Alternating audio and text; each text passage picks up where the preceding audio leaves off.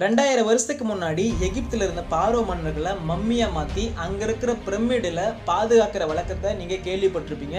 அந்த மம்மிஸ் கூட நீங்கள் பார்த்துருப்பீங்க. ஆனால் இயற்கையாக பாதுகாக்கப்பட்ட மம்மியை நீங்கள் பார்த்துருக்க மாட்டீங்க. அதுதான் ஓட்சி தி ஐஸ்மேன். 1991 செப்டம்பரில் 2 பயணிகள் ஜெர்மன் பயணிகள் சுற்றுலா போகிறாங்க. அப்போ ஆஸ்திரிய நாட்டுக்கும் இத்தாலி நாட்டுக்கும் சென்டரில் அந்த எல்லை பகுதியில் இருக்கிற பனிப்பகுதியில் ஒரு மம்மி தென்படுது.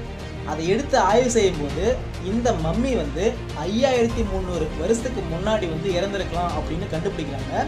இது கிட்டத்தட்ட கொஞ்சம் அழுகியும் அழுகாமையும் மம்மிஸ் நீங்கள் பார்த்துருப்பீங்க இல்லையா, அந்த மாதிரி வடிவத்தில் இருக்குது. இது இயற்கையாக பாதுகாக்கப்பட்ட ஒரு மம்மி. அதாவது அங்கே இருக்கிற பனிப்பொழிவு இருக்கு இல்லையா, அங்கே வாழ்ந்த மனிதர் கடுமையான பனிப்பொழிவுனால இறந்து பனியிலேயே அது இறந்ததுனால அது முற்றிலும் அழுகாமல் ஒரு மம்மியாக பாதுகாக்கப்பட்டிருந்துச்சு. அதை தான் கண்டுபிடிச்சாங்க.